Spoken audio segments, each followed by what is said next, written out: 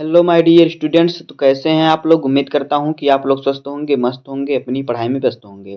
दोस्तों, मैं विनय विश्वकर्मा आपका स्वागत करता हूं आपके अपने चैनल विनय से स्टडी में। तो दोस्तों, आज के वीडियो में हम क्लास 12 नागरिक शास्त्र के 31 महत्वपूर्ण बहुविकल्पीय प्रश्नों को पढ़ेंगे जो 100% बोर्ड परीक्षा में आएंगे। यहीं से हमेशा बोर्ड परीक्षा में पूछता है। आज के वीडियो में हम पिछले 5 सालों के जो मॉडल पेपर हैं उन मॉडल पेपर के बहुविकल्पीय प्रश्नों को उठाया है। तो आज का वीडियो आपके लिए मोस्ट इंपॉर्टेंट है। अगर आप वीडियो को लाइक कर दीजिए, चैनल पर सब्सक्राइब कर दीजिए, क्योंकि बोर्ड एग्जाम के हर इंपॉर्टेंट टॉपिक का वीडियो आपको चैनल पर डेली मिलता रहेगा। तो ये वीडियो को स्टार्ट करते हैं। देखिए पहला क्वेश्चन हमारा क्या है। देखिए पहला क्वेश्चन कह रहा है कि 1991 की मुख्य घटना है। 1991 की मुख्य घटना है। तो ए ऑप्शन है सोवियत संघ का विघटन, बी ऑप्शन है स्वतंत्र राज्यों के राष्ट्रकुल का गठन, और सी ऑप्शन है बर्लिन की दीवार का तोड़ा जाना, और डी ऑप्शन है शॉक थेरेपी नीति का प्रयोग। तो देखिए 1991 की जो मुख्य घटना है वो है सोवियत संघ का विघटन। तो यहाँ पे ऑप्शन नंबर पहला हमारा सही हो जाएगा, सोवियत संघ का विघटन। आगे देखिए क्वेश्चन नंबर दूसरा क्या है। देखिए दूसरा क्वेश्चन कह रहा है कि आसियान क्या है। तो ए ऑप्शन है आतंकवादी संगठन, बी ऑप्शन है इस्लामी संगठन, सी ऑप्शन है दक्षिण पूर्व एशियाई संगठन, और डी ऑप्शन है इनमें से नहीं, इनमें से कोई नहीं। तो देखिए जो आसियान जो है वो है दक्षिण पूर्वी एशियाई संगठन। तो यहाँ पे ऑप्शन नंबर सी हमारा सही हो जाएगा, ऑप्शन नंबर सी। आगे देखिए अगला क्वेश्चन क्या है, क्वेश्चन नंबर 3। देखिए कह रहा है कि निम्नलिखित में से कौन सा देश आसियान का सदस्य देश है। तो ए ऑप्शन है भारत, बी ऑप्शन है फ्रांस, सी ऑप्शन है इंग्लैंड, और डी ऑप्शन है इंडोनेशिया। तो देखिए जो इंडोनेशिया है वो आसियान का सदस्य है। तो यहाँ पे ऑप्शन नंबर डी सही हो जाएगा। आगे देखिए क्वेश्चन नंबर, अगला क्वेश्चन क्या कह रहा है। देखिए क्वेश्चन नंबर 4 कह रहा है कि सैमसंग सैमसंग एलजी तथा हुंडई जैसे प्रसिद्ध ब्रांड का संबंध किस देश से है। तो ए ऑप्शन है भारत, बी ऑप्शन है दक्षिण कोरिया, सी ऑप्शन है चीन, और डी ऑप्शन है संयुक्त राज्य अमेरिका। तो देखिए सैमसंग एलजी और हुंडई जो प्रसिद्ध कंपनियां, जो प्रसिद्ध ब्रांड कंपनियां हैं, ये किस देश संबंध है। इसका संबंध है दक्षिण कोरिया से। तो यहाँ पे ऑप्शन नंबर बी हमारा सही हो जाएगा, दक्षिण कोरिया। आगे देखिए क्वेश्चन नंबर 5 कह रहा है कि डचस सार्क की स्थापना कब हुई, यानी डचस यानी कि सार्क की स्थापना कब हुई। तो ए ऑप्शन है 1986, बी ऑप्शन है 1990, सी ऑप्शन है 1985, और डी ऑप्शन है 1992। तो सार्क की जो स्थापना हुई थी 1985 में हुई थी। तो यहाँ पे ऑप्शन नंबर सी सही हो जाएगा। आगे देखिए अगला क्वेश्चन, क्वेश्चन नंबर 6। देखिए क्या कह रहा है कि भारत तथा पाकिस्तान के बीच शिमला समझौता पर हस्ताक्षर कब हुए थे। तो यहाँ पे ए ऑप्शन है 1965, बी ऑप्शन है 1962, सी ऑप्शन है 1972, और डी ऑप्शन है 1998। तो भारत तथा पाकिस्तान के बीच जो शिमला समझौता पर हस्ताक्षर हुआ था वो 1972 में हुआ था। तो यहाँ पे ऑप्शन नंबर सी हमारा सही हो जाएगा।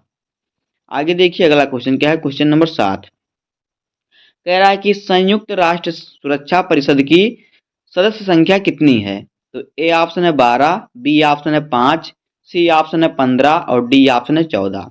तो संयुक्त राष्ट्र सुरक्षा परिषद की जो सदस्यों की संख्या है वो 15 है। तो यहाँ पे ऑप्शन नंबर सी सही हो जाएगा। आगे देखिए क्वेश्चन नंबर 8 कह रहा है कि विश्व व्यापार संगठन निम्नलिखिट में से किस संगठन का उत्तराधिकारी है। तो ए ऑप्शन है general agreement on trade and tariff, B option है general arrangement on trade and tariff, C option है विश्व स्वास्थ्य संगठन, और डी ऑप्शन है संयुक्त राष्ट्र संघ विकास कार्यक्रम। तो विश्व व्यापार संगठन जो है वो general agreement on trade and tariff संगठन का उत्तराधिकारी है। तो यहाँ पे ऑप्शन नंबर ए हमारा सही हो जाएगा। आगे देखिए क्वेश्चन नंबर 9 क्या कह रहा है। देखिए 9वां क्वेश्चन है कि संयुक्त राष्ट्र संघ दिवस किस तिथि को मनाया जाता है, यानी जो संयुक्त राष्ट्र संघ दिवस है ये कब मनाया जाता है। तो ए ऑप्शन है 2 अक्टूबर, बी ऑप्शन है 24 अक्टूबर, सी ऑप्शन है 14 नवंबर, और डी ऑप्शन है 26 नवंबर। तो संयुक्त राष्ट्र संघ दिवस 24 अक्टूबर को मनाया जाता है। तो यहाँ पे ऑप्शन नंबर बी सही हो जाएगा। आगे देखिए क्वेश्चन नंबर 10 कह रहा है कि विश्व बैंक की स्थापना किस वर्ष हुई? तो ए ऑप्शन है 1944 में, बी ऑप्शन है 1945 में, सी ऑप्शन है 1954 में और डी ऑप्शन है 1995 में। तो विश्व बैंक की जो स्थापना हुई थी ये 1944 ईस्वी में हुई थी। तो यहाँ पे ऑप्शन नंबर ए हमारा सही होगा। आगे देखिए क्वेश्चन नंबर 11 क्या कह रहा है, देखिए कह रहा है कि जैविक हथियार संधि BWC किस वर्ष हुई? तो ए ऑप्शन है 1970 में, बी ऑप्शन है 1972 में, सी ऑप्शन है 1975 में और डी ऑप्शन है 1978 में। तो जैविक हथियार संधि BWC जो हुई थी 1972 में हुई थी। तो यहाँ पे ऑप्शन नंबर हमारा बी सही हो जाएगा। अब आगे देखिए क्वेश्चन नंबर 12 देखिए कह रहा है कि वैश्वीकरण के बारे में कौन सा कथन सही है? तो ए ऑप्शन है वैश्वीकरण सिर्फ आर्थिक परिघटना है, बी ऑप्शन है वैश्वीकरण की शुरुआत 1991 में हुई, सी ऑप्शन है वैश्वीकरण और पश्चिमीकरण समान है, डी ऑप्शन है वैश्वीकरण योग एक बहुआयामी परिघटना है। तो वैश्वीकरण का जो ये ऑप्शन है वैश्वीकरण एक बहुआयामी परिघटना है, ये ऑप्शन सही है। तो यहाँ पे ऑप्शन नंबर डी हमारा सही होगा। आगे देखिए अगला क्वेश्चन है कि भारत में लौह पुरुष के नाम से किसे जाना जाता है? तो ए ऑप्शन है सरदार वल्लभ भाई पटेल, बी ऑप्शन है राजीव गांधी, सी ऑप्शन है इंदिरा गांधी, डी ऑप्शन है इनमें से कोई नहीं। तो देखिए भारत में लौह पुरुष के नाम से सरदार वल्लभ भाई पटेल को जाना जाता है। तो यहाँ पे ऑप्शन नंबर ए सही हो जाएगा। आगे देखिए अगला क्वेश्चन है कि निम्नलिखित में से किसी एक राजनीतिक दल ने द्विराष्ट्र सिद्धांत की बात की थी? निम्नलिखित में से किस एक राजनीतिक दल ने द्विराष्ट्र सिद्धांत की बात की थी? तो देखिए ए ऑप्शन है कांग्रेस, बी ऑप्शन है मुस्लिम लोग और फिर सी ऑप्शन है फॉरवर्ड ब्लॉक और डी ऑप्शन है इनमें से कोई नहीं। तो देखिए जो मुस्लिम लीग था ये द्विराष्ट्र सिद्धांत की बात की थी। तो यहाँ पे ऑप्शन नंबर बी सही हो जाएगा। अगला क्वेश्चन देखिए क्या है, देखिए रजवाड़ों के शासकों ने भारतीय संघ में विलय के लिए जिस सहमति पत्र पर हस्ताक्षर किए उसे क्या कहा जाता है? तो देखिए ए ऑप्शन है सहमति पत्र, बी ऑप्शन है इंस्ट्रूमेंट ऑफ एक्सेशन और सी ऑप्शन है समझौते का ज्ञापन और डी ऑप्शन है इनमें से नहीं। तो देखिए रजवाड़े के शासकों ने भारतीय संघ में विलय के लिए जिस सहमति पत्र पर हस्ताक्षर किया था वो था इंस्ट्रूमेंट ऑफ एक्सेशन। तो यहाँ पे ऑप्शन नंबर हमारा बी सही हो जाएगा। आगे देखिए क्वेश्चन नंबर 16 कह रहा है कि भारतीय जनसंघ का गठन कब हुआ?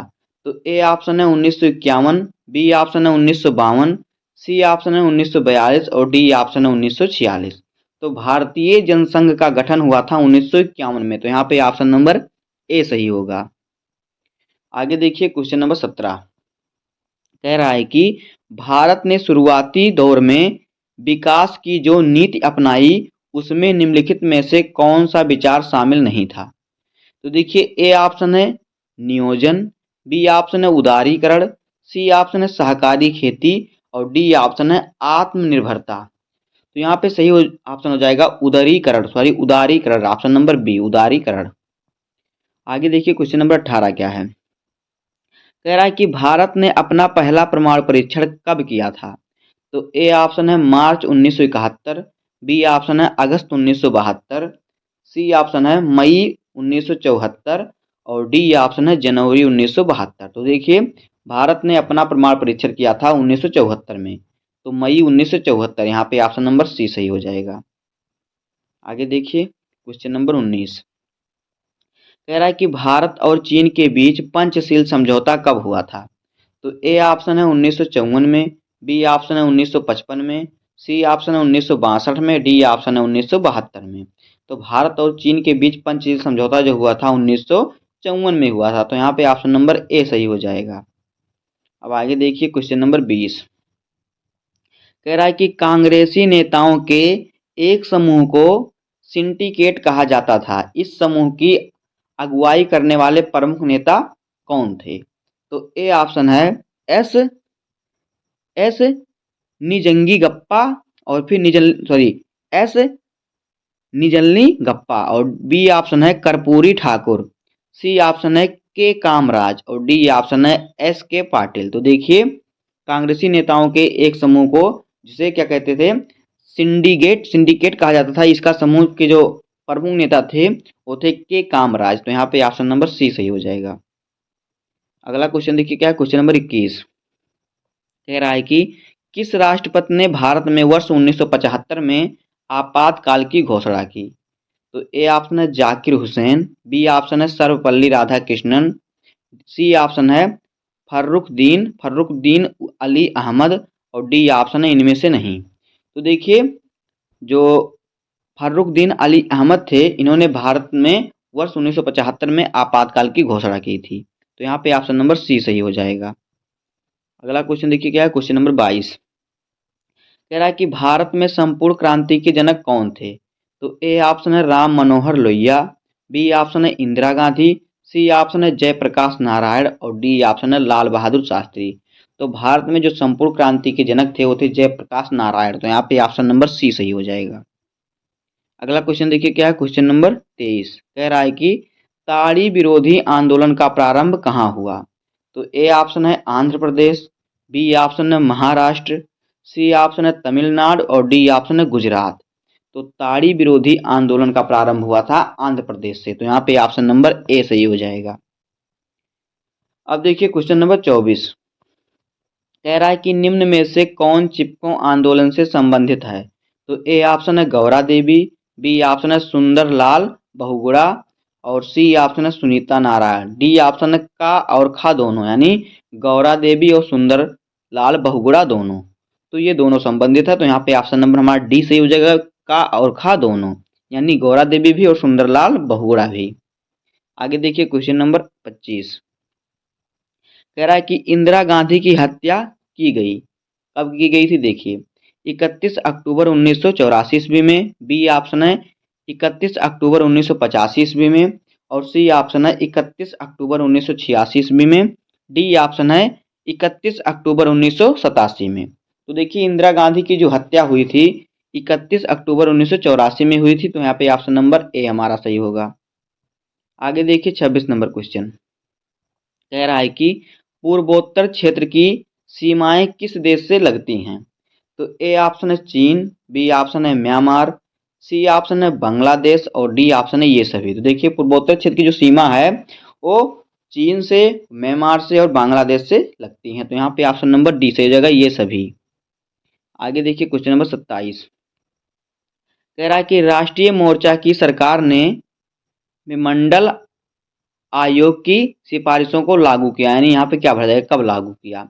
तो ए ऑप्शन है 1988, बी ऑप्शन है 1989, सी ऑप्शन है 1990 और डी ऑप्शन है 1991। तो देखिए राष्ट्रीय मोर्चा की सरकार ने 1990 ईस्वी में मंडल आयोग की सिफारिशों को लागू किया। तो यहाँ पे ऑप्शन नंबर सी सही हो जाएगा। अब आगे देखिए क्वेश्चन नंबर 28 कह रहा है कि जब मंडल आयोग की रिपोर्ट लागू हुई थी उस समय भारत के प्रधानमंत्री कौन थे। तो ए ऑप्शन है इंदिरा गांधी, बी ऑप्शन है राजीव गांधी, सी ऑप्शन है चंद्रशेखर और डी ऑप्शन है विश्वनाथ प्रताप सिंह। तो देखिए जब मंडल आयोग की रिपोर्ट लागू हुई थी तो उस समय भारत के प्रधानमंत्री थे विश्वनाथ प्रताप सिंह। तो यहाँ पे ऑप्शन नंबर डी सही हो जाएगा। अगला क्वेश्चन देखिए क्या है, क्वेश्चन नंबर 29 मंडल आयोग ने अपनी सिफारिशें कब पेश की। तो ए ऑप्शन है 1980, बी ऑप्शन है 1982, सी ऑप्शन है 1989 और डी ऑप्शन है 1992। तो मंडल आयोग ने अपनी सिफारिशों को जो पेश किया था 1980 ईस्वी में। तो यहाँ पे ऑप्शन नंबर ए हमारा सही हो जाएगा। अगला क्वेश्चन देखिए क्या है, क्वेश्चन नंबर 30 कह रहा है कि संयुक्त राष्ट्र संघ के वर्तमान महासचिव हैं। तो ए ऑप्शन है एंटोनियो गुटेरेस, बी ऑप्शन है बुतरस घाली और सी ऑप्शन है कुर्त वाल्डहीम और डी ऑप्शन है इनमें से नहीं। तो देखिए संयुक्त राष्ट्र संघ के जो वर्तमान महासचिव हैं वो हैं एंटोनियो गुटेरेस। अब देखिए क्वेश्चन नंबर 31 क्या है। देखिए कह रहा है कि कौन सा देश संयुक्त राष्ट्र संघ की सुरक्षा परिषद का अस्थायी सदस्य देश नहीं है। कौन सा देश संयुक्त राष्ट्र की सुरक्षा के परिषद का अस्थायी सदस्य देश नहीं है। तो ए ऑप्शन है ब्रिटेन, बी ऑप्शन है फ्रांस, सी ऑप्शन है जर्मनी और डी ऑप्शन है संयुक्त राज्य अमेरिका। तो देखिए जो जर्मनी देश है वो संयुक्त राष्ट्र की सुरक्षा परिषद का अस्थायी सदस्य नहीं है, तो यहाँ पे ऑप्शन नंबर सी हमारा सही हो जाएगा। तो दोस्तों इस प्रकार से हो जाएगा क्लास 12 नागरिक शास्त्र के 31 महत्वपूर्ण बहुविकल्पीय प्रश्न जो कि बोर्ड एग्जाम के लिए बहुत ही इंपॉर्टेंट हैं। तो अगर आपको वीडियो पसंद आया हो तो वीडियो को लाइक कर दीजिए, चैनल पर नए सब्सक्राइब कर दीजिए, बेल आइकन को प्रेस कर दीजिए, क्योंकि बोर्ड एग्जाम के हर इंपॉर्टेंट टॉपिक का वीडियो आपको चैनल पर डेली मिलता रहेगा। तो मिलते हैं किसी नेक्स्ट वीडियो में, तब तक के लिए धन्यवाद, जय हिंद।